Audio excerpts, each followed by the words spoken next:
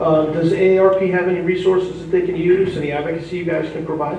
Yeah, definitely. So we have the Fraud Watch Network, which has a lot of educational resources you can find online. But we also have a hotline, a fraud hotline that you can call. It's 877-908-3360. There's these books in the back. I got a stack of them in the back that you can grab on your way out. It has all the links and phone numbers you can call if you suspect that you or one of your loved ones is being scammed and you either don't know how to approach them to talk about it. We have resources for that, or just to find out if we think what's happening is a scam. We get hundreds and hundreds and hundreds of calls a day, and it's the same thing we've been seeing. It's how they're going to get you in either an excited state of mind, whether it's fear, whether it's excitement and happiness for a lottery, and then how they get the money. There's the two parts of the scam, and usually, like we said, crypto ATMs. The other one I want to highlight quickly is gift cards as well. If anyone's calling you saying, and if they say they're the IRS or this department, that whoever, if they say to go buy a gift card, read the numbers off the back, it's a scam. It's a scam right away. And like you said, it's not going to cost you anything to call this 800 number or call the police department. This is where you pay taxes for. Call us, right? That's not going to cost anything. But you'll see on average, like you said, $34,000 in these schemes is the average. That's what it's going to cost. So call that number, call us. Right. And in many respects too, a lot of folks will say, well, the police are busy. They're out fighting crime and all that they don't want to hear me calling them reported. What do you say to that? How many own a house here in town? You get some pretty high property taxes? Yeah. Well, you know what those taxes pay for? For me to sit here and for us to take your phone call and to help you through this stuff. And to prevent crime. Not just investigate it, but to stop it in the first place. That's the key. It's very difficult to stop, but with your help, we can. But you need to call. Whenever you question yourself and you think, this doesn't seem right, that's the trigger to pick up that phone and call us. I just wanted to make a point, being in the retail space, as you saw the video, a lot of times they'll say lie, say what to say. Please don't ever do that. The frontline team, when they ask questions, a lot of people sometimes feel very offended by that because they're like, it's none of your business. It's my money. Just keep in mind your financial institutions want to protect you. They understand that there's a lot of this out there, and it can be very legit. You really are getting those funds for someone, you're doing housework or whatever. But telling them it's none of their business is not going to help, because if you said, oh, I got a call, first thing we're going to do is call SPO and say, hey, we have something, we have a member here, we'd like to do a little bit more due diligence and help them out. So we'll ask you at times, like, please hold off withdrawing the funds. Let us help you if we can. But please always be honest with your financial institution, because they can be your line of defense as well. And that's going to be for any financial institution. Most of you folks probably are members of the credit union, so we could ask you those questions, and it's just in the course of duty. We train our team to do that. And if it's not with us, that's fine. Whoever you do business with, we suggest that you kind of treat them the same way. If they're asking questions, it's really more to make sure that you don't lose your money than it is because we're interested in what you're going to do with your $10,000. So, well, let's look at this next video.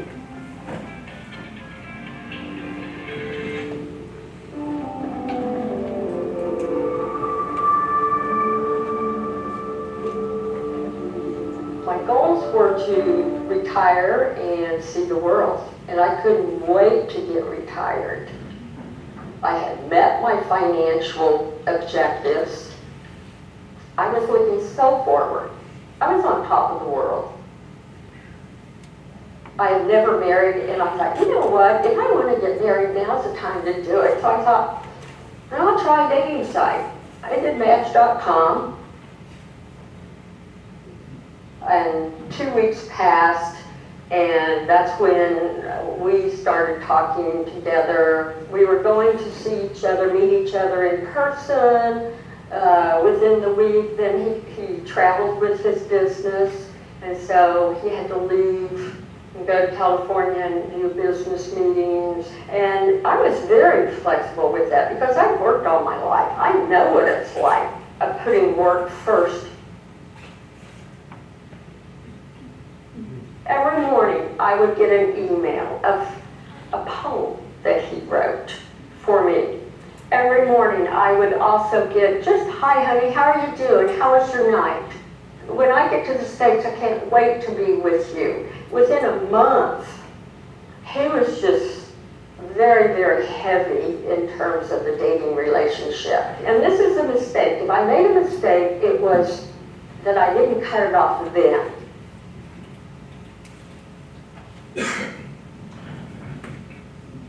$150,000, $250,000, $75,000, make a check for $250,000, and then make another $50,000 check. I sent money to China and Hong Kong at the end, and people say, how can you give money to a stranger? He wasn't a stranger at that point. I mean, the way they know how to hook you and psychological manipulation. You know, they know how to do what they do. They have a script. They have a book that tells them everything of what to do. I knew in August 2019 that I would probably end up being poor with him. And I just thought, okay, I can live with him and be poor. That's okay, as long as we're together. I sold my home in May. The reason being is that I had no more money.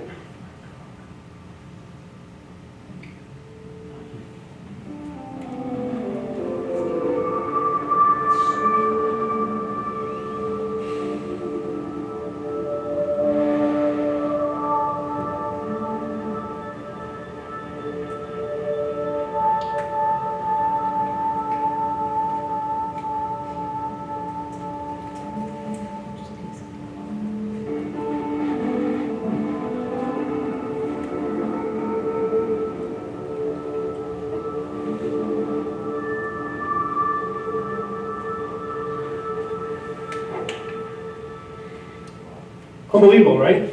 Or is it really unbelievable when you think about it? Could any of you who were in her position, if you were lonely, if you hadn't been married, or you lost somebody that you loved, find yourself in a position where you can get caught up in that emotion? That's what we talked about.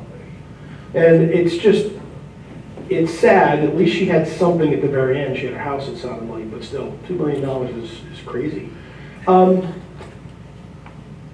I think she talked about the Secret Service calling her and saying that she was involved in a romance scam. How would you guys determine that? Is there a pattern that goes on? Yeah, so a lot of that comes from banks. Banks reporting transaction trends and what they see. And then we further look into it. Very large transactions like that throw up red flags very fast. The issue is it takes time to eventually get to us. And like I was saying earlier, time is always against us when it comes to recovering funds. That's always our number one priority, is trying to get the money back. So that more than likely came from a bank seeing those trends, reporting it to us, and then we started looking into it. So are you looking for where the money ends up? Is that how you guys are doing it? Exactly. So it's following the money. People will wash it, especially crypto is very hard to trace. And you just find out where it last ended, and hopefully we can get it back for you. Matt, do you guys see anything in AARP that are there people that come to you kind of finding themselves in those positions, or did they not really get to you guys yet? No, we do see it. What was that? I feel that question, where that question started. It does come to us through the hotline. Yep. It's funny because we have a bill that we're working on to regulate the crypto ATMs at the State House, and one a big part of my testimony was citing your work in Florida and Tennessee and DC, raising awareness and posting large poster requirements and whatnot at all the crypto ATMs. But we do see them come to us at all different stages of it, truly. Steve, we talk about emotions. You said at the last seminar, the last presentation that we did, you used the word stop. And you said it a few times. Tell our crowd here what you meant by that and why that's so important. Do you want me to solve all of your problems right now? No, I can. Just stop. you get a text message, an email, a phone call from somebody you don't know. Now, I understand numbers can be spoofed. That doesn't mean you have to answer it, okay? If you stop responding to text messages, emails, phone calls from folks you don't know, let it go to voicemail. If it's an email or a text, and for instance, a current scam is a text from your financial institution telling you there's fraud on your account, do not respond to the text. Don't click any link in the text. Don't click any link in the email. Call your financial institution from a known phone number. And the biggest answer, don't send anybody any money. Just don't do it. There's no good reason for you to send a stranger any 1 cent. Never mind $1 million or $500,000. Just don't do it. Keep in the back of your mind, that guy told me don't send any money to anybody. I do this to folks. I did it at a training yesterday. We've known each other now, you know who I am, for what, 45 minutes? Can I have $1,000? No, and I'm sitting in front of you, and you have an idea that I might be a reputable person. You want it right away, though, right? Well, yeah, I don't want it in Bitcoin, though. I want it in cash. Okay. But anybody on this panel, would you give? You might think that we're all reputable. Would you give them money out of hand because we asked for it? But people won't give money to somebody they met on the internet. That woman, God bless her, she had never met this individual. All she had ever done was convey messages back and forth on the internet. She gave him $2 million. We sit here and we shake our heads and say, how does that make any sense?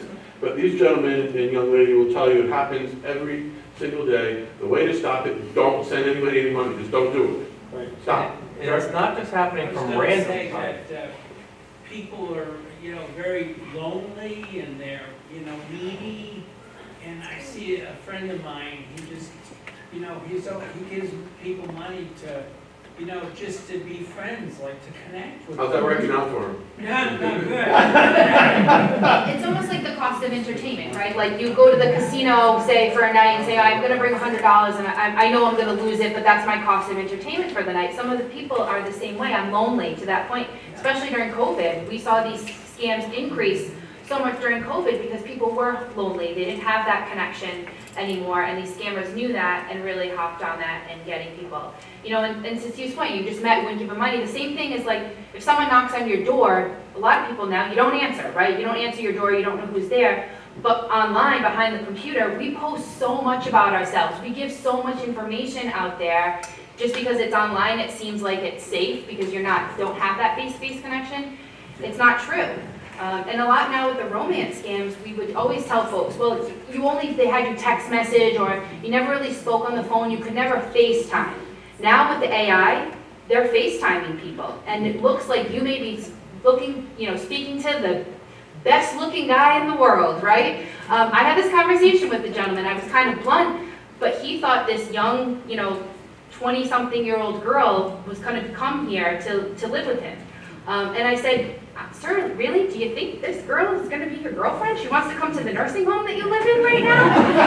And he was like, yep, she's coming. 3 square meters, right? Yeah, And it's not just random people, they're using it with celebrities now too. Yep. Where you'll get a call, we had a Fraud Watch Network call where a woman was sending money to, I think Mark Harmon, Gibbs from NCIS.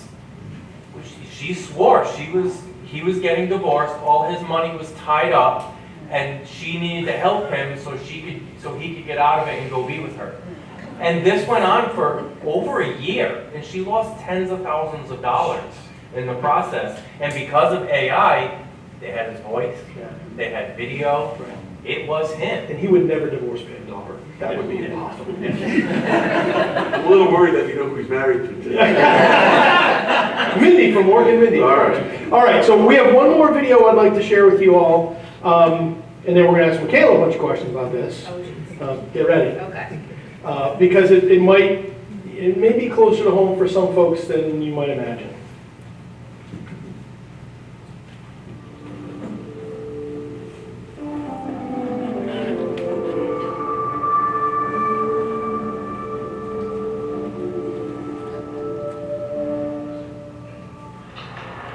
A 74-year-old Arthur Green spent years building his lakeside home. He says recently he was persuaded to sign it over to his granddaughter and was told he could live out his days there. And all of a sudden, she just like a, I don't know what, snap of the finger, she changed. She got money hungry. His granddaughter tried to evict him and sell the property. Arthur was absolutely at risk of homelessness. He was also completely impoverished because this land and house is the only thing of any value he owned in the world. Dennis Colley Green's lawyer says financial exploitation of seniors is all too common and often goes unreported. A Consumer Reports investigation finds theft and fraud by loved ones is on the rise. Caregivers, family members, neighbors, they can use all kinds of tactics to raid their assets. They can be as obvious as forging signatures on checks, begging for loans that are never paid back, or abusing power of attorney. When you give power of attorney to somebody, it can give them unfettered access to your accounts. Somebody who misuses those can do real damage, and that's a real problem for the elderly. Consumer Reports says to help prevent elder abuse, have bank and investment statements sent to a person you trust to monitor accounts, arrange for direct deposit and automatic bill pay, and consult a reputable elder law attorney for advice on wills and limiting power of attorney. Fortunately for Arthur, a legal services program for the elderly he consulted obtained a court order voiding the granddaughter's deed, returning the property to him. Did you take it? Happens. Michaela? Yeah. So, what do you do? What's the best way to deal with a family member who might be putting somebody in that position? Well, I think the first thing is really report it, reach out, because there's a lot of help that's available within the community to assist you if you find yourself in that situation. We had a very similar situation that happened, a case that we're currently prosecuting of a granddaughter who was not only financially exploiting her grandmother, she was also physically abusing her as well.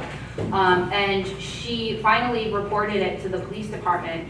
And then working with the police department, we were actually able to get her out of the home. She went into shelter for a period of time. We're actually one of the few states in Rhode Island that, or in the country, I'm sorry, in Rhode Island, that actually have a shelter for older adults through the St. Elizabeth community, where if you find yourself a victim and are willing to go to shelter, and there's a place for you to assist folks. So we were able to have her removed from the home. Similar to this story, had a lawyer from Rhode Island Legal Services assist her, but we're now prosecuting her for not only the physical abuse, but the financial exploitation. And the thing really is important, and it was highlighted there, the powers of attorney. They are very powerful documents. I read one more recently where we were reported or asked to look into a case where a niece was financially exploiting her aunt by going on these gambling websites, which you don't win anything. It doesn't make sense to me, really, why go on these different gaming websites, but was spending tens of thousands of dollars. There was a power of attorney. And in that power of attorney, it was outlined that the niece was given the authority to use online services. And then online services were defined, and in the definition of that was gambling websites. So that completely halted our investigation, that we were able to look into it any further, because that power of attorney gave her the authority to do that. We've read some where people are allowed to gift themselves. And when you put that document, these people know what they're doing and will gift themselves your entire account. And I think the other thing just to highlight there is also the joint bank accounts. A lot of folks will think, well, you know what, I'm gonna add my daughter to my bank account. Just in case something happens to me, she'll be able to pay my bills, make sure my rent's taken care of. But when you add someone to your bank account, you are giving that person the authority to do it. Example I always say, I can leave here, go withdraw every penny I have out of my account that I have with my husband. He can't do anything about it, right? Because it's a joint bank account. The same thing goes, even if it's your daughter or your son or a caregiver that's on your bank account. Once you give them that authority, they can use that money just as you can. And it makes it very difficult for us to be able to, the police departments to be able to investigate and prosecute. So it's really important to always make sure it's somebody you know and you trust, because when we get the cases and we prosecute them, the conversation we're having today about the case that we're prosecuting now is restitution. What can this girl afford? And they can afford to pay back to you at a rate, most of the time, $20 a month, right? But when they stole $10,000 from you, we had a case several years ago. It was an attorney who was doing estate planning who stole $1.3 million from 11 elderly victims here. It's gonna take him 500 years, 500 some odd years to pay all of that back, because he pays $100 a month. Michaela, tell them the bad news about restitution now. And restitution now, the bad news with that, yes, is once the probation expires, so as an example of this case of this lawyer, he's on probation, I believe it's 20 years. Once that 20 years is up, you get a civil judgment. So they don't have to pay it back to you essentially anymore. You just get a piece of paper that says, here, basically, if they ever win Powerball, you can go after them, collect whatever it is that you are getting back. The courts no longer collect restitution. So in Michaela's case is extreme, but we don't, on the banking side, if we get somebody that commits a crime against a financial institution, they're ordered to pay restitution, the probation's done in 5 years, and they owe us $50,000, the chase is on. And so, as much as I'd like to say, well, we can afford it, we make provision for that, but if somebody committed a crime against you, and their probation was done, and they still owe you money, you have to chase them. Right. Then they have nothing. They have nothing. Right? Yes, sir. Look at Malcolm. Yeah, how much money, yeah, see. And he's paying a little bit back. Not even sure he's doing that anymore. I think he recently went in, I think he pays a very small, like $100, yeah. Steve, is there, this is a question that is a little near and dear to my heart. Let's say you have a relative that is starting to have some memory issues, and you want to help them pay their bills, make sure that things are done on time. It's not really feasible to allow that person, or expect that person to be being on top of those bills. As a caregiver, as somebody who's taking care of someone. Are there steps or strategies we can do that we can actually do that with the accounts? Can we be beneficiaries of the account versus joint owners of the account? How does that? Well, beneficiary is safer than the situation that Michaela, because in the case of the beneficiary, you're already entitled to the funds upon, unfortunately, the account holder passing. Michaela mentioned power of attorney, which is a great tool when it's used properly. It really benefits the person that you are the attorney in fact for. But unfortunately, the cases that get to Michaela or get to Craig are because somebody misused the power of attorney. That power of attorney can only be used in the best interest of the person that you're the attorney in fact for. But unfortunately, so for instance, I'm helping Tim out. I have power of attorney for Tim. I can pay myself mileage to drive Tim to the doctor, but I can't buy myself a new car. Under the guise of, well, I have to drive Tim to the doctor. And unfortunately, a lot of people do that. And as everybody on this panel will tell you, when the funds are out the door, it's very, very difficult to grab them back. Even in the case of a situation where it's somebody that you know, a relative that you know, they're not multimillionaires that are stealing from you. They're people that are probably very close to being destitute themselves, and that's why they're stealing from you. So they steal $50,000 from your hard-earned savings. You think you're going to get it back from them because they've been adjudicated and convicted. It's not happening. So the best thing is, well, every person on this panel will tell you, is just stop it before it happens. Steve, what would you say? We all have situations where we may have grandkids, family members. Sometimes they have a drug habit. They might be stealing from us. None of us want to report our grandchild or get them into trouble with the law enforcement, right? We don't want to do that.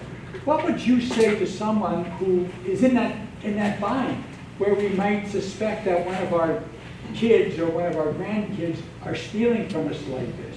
Well, those in terms of family theft, those are probably the most difficult ones because, again, those are severely underreported, number one. Number two, they're difficult to get any funds back from. They're difficult to get anybody to make a complaint about. As a matter of fact, Michaela, I have one going to be coming your way very shortly.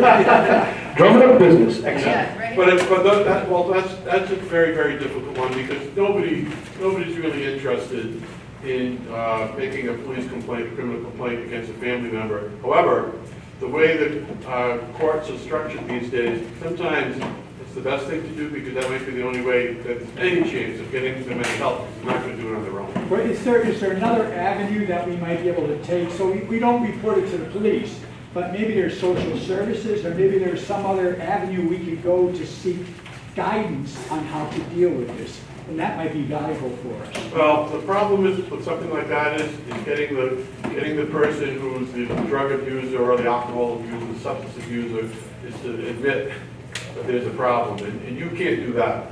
Everybody will tell you that they have to be able to do that. So I wish I had a magic answer for you on that one, Walt, but I don't. I bet that Matt and ARP has some help in those areas, dealing with family members. Yeah, we have a lot of caregiving resources, and a lot of the advice works both ways. Tips and guides on how to have tough conversations. Whether it's and sometimes it could be someone has a gambling problem in the family or a drug problem. So a lot of times it's often we do a lot of work in driver safety. When it's time to talk to a loved one about when it's time to maybe give up the keys. So we have a lot of resources on our caregiving website, aarp.org/caregiving, that can help you with tips and suggestions on how to have tough conversations. Craig, anything in South Kingston you guys see down here? Is there a lot of family type?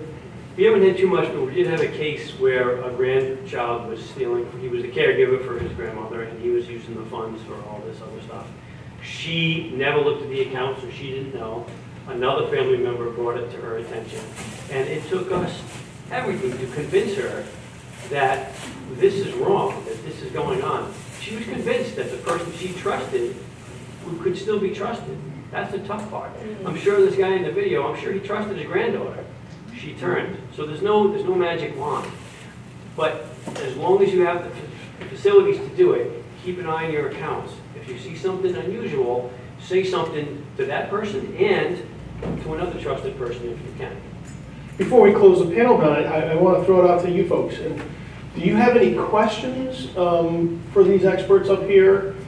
Things that were fishy or suspicious to you and you're just wondering if you should be concerned or what have you?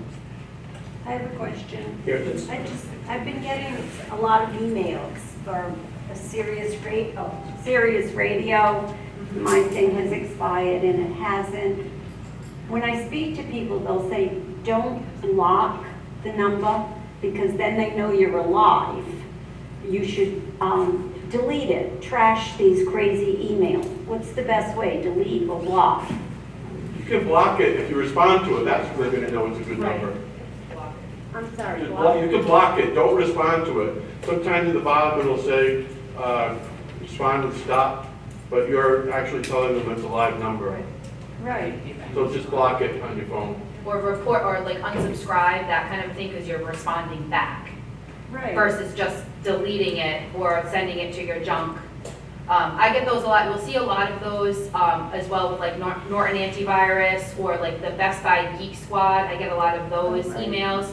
And again, it's one of those things that you look at it for a second and think, oh, maybe I did buy that. And oh, it says that it's automatically going to be renewed if I don't call within a certain period of time. And you don't remember, did I have that service? So you call because you don't want to get charged the $499, and then you're reaching out to them and initiating that conversation. Would you block it or trash it? Is basically my question. We can show you how to do it. Yeah. You can block it, which means that you're not responding to the message, but that you're saying, don't let this number through anymore. I can show you how to do that if you have an iPhone or anything, it's easy. I was told that if I'm blocking it in a way I am responding, now they know that I'm alive. I don't think so. No. If you pick up the phone, so if you're like two separate things, email and then phone call. So if you get the phone call and it comes up as a 401 number and you're not sure, so you pick it up, that's when they'll know when you pick up the phone that yes, that number is a live number. But if you don't answer it and then just block it, like you can report it as, spam, if you will, to your carrier, that's not going to, as far as I'm aware, going to say this was a live number. Correct. So just don't, the best thing is, don't answer, because once you answer and they know it's a live telephone number, you will see a significant increase in the amount of calls. Technically, you're not interacting with the message.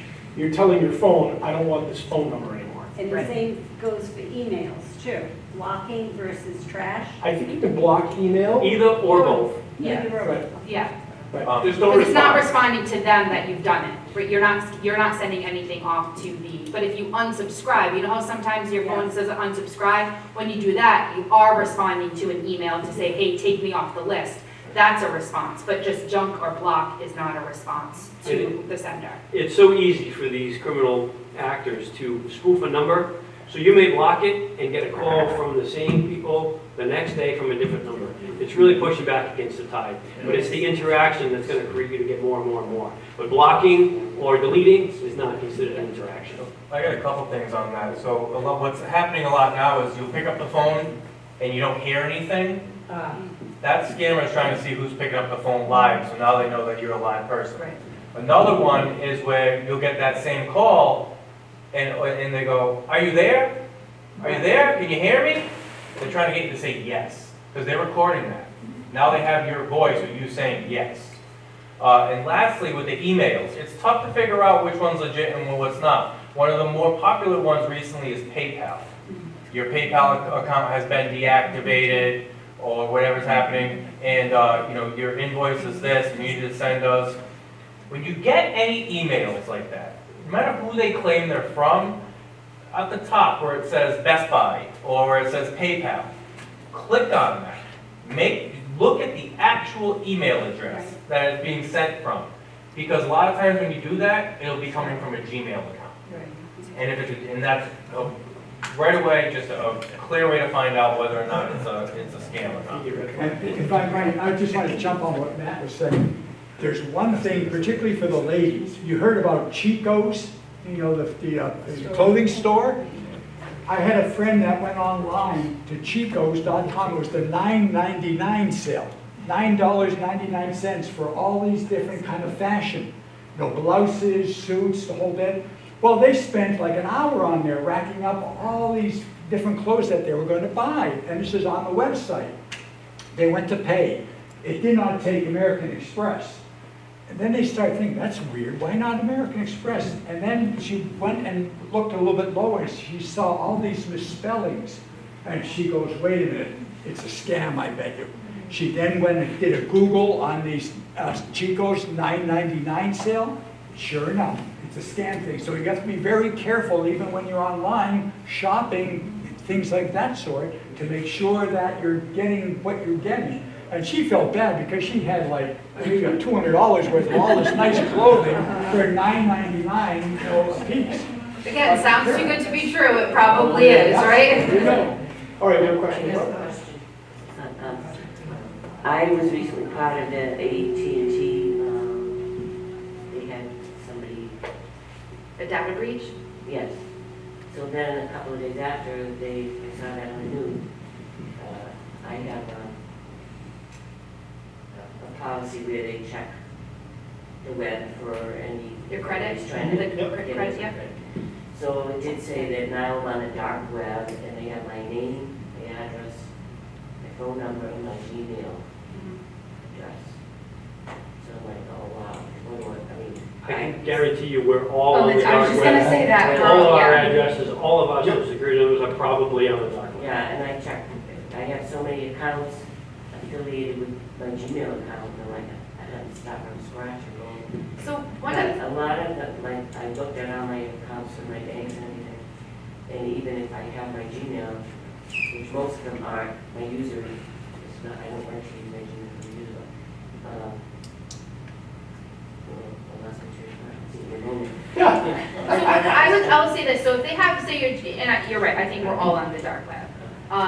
In that if they have, say you think your Gmail, it's important, and I say this, and I don't necessarily always practice what I preach because I get it. I'm gonna tell you, change your passwords. It's a pain in the butt to change your password and remember what password you set and which one site it was, but it is important to change your passwords as much as you can. So if your Gmail was compromised, change your password.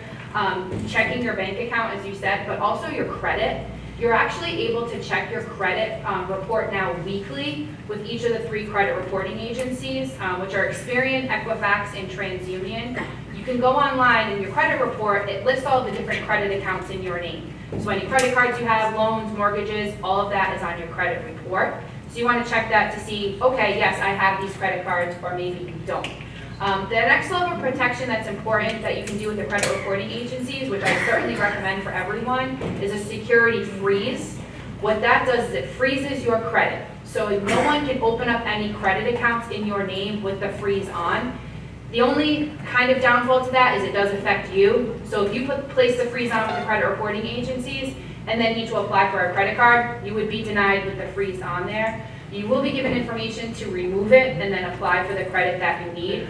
But it's a really great option, especially if you're not applying for credit, and to the fact that all of our information, these data breaches happen all the time, right? Like, I was one of the state employees a couple of years ago whose social security number was on the computer at RIPTA. I've never worked at RIPTA. How my social security number got there, no clue, but it did, right? Because your information is out there. So taking those extra steps to protect it is what's important. And I do have the two-step verification. Yeah.